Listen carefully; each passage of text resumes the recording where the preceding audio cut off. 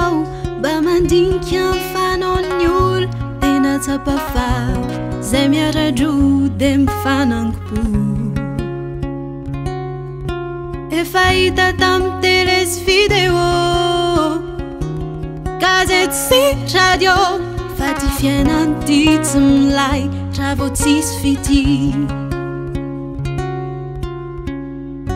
zany valy zany naizanaiza eto amboniny tany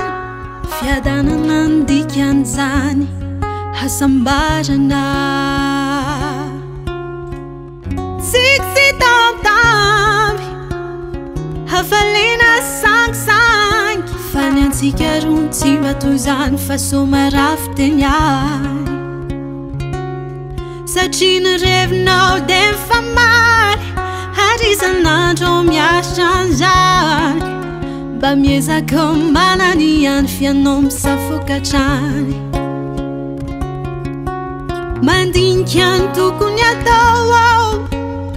fa somba leran'izao tsy alevere asinan'izany sa ho antitra eto ihany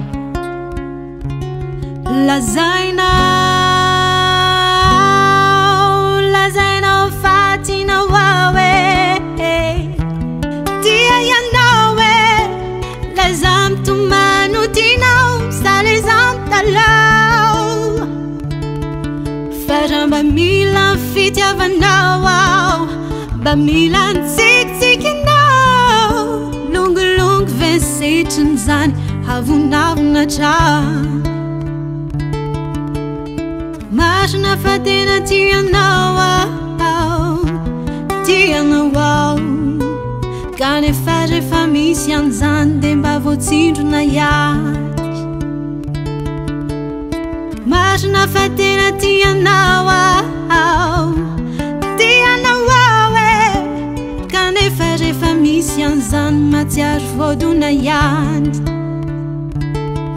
satria ny revinao de mifamaly harisan'andro miasatra an'izany mba miezaka manany any fianao misafokatrany mandinika ny tokony atao fa somba leran'izao tsy alevere asinan'izany sa ho antitra eto ihany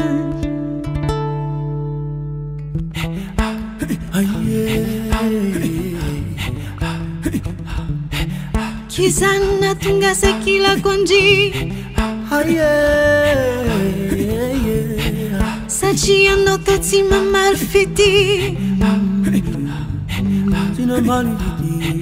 raha totsiko tao zio angamba de tany soiany ho falavye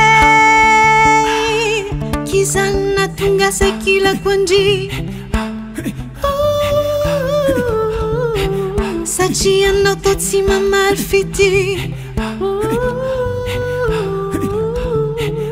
raha totsiko tao zio angamba de tany soiany ho falavye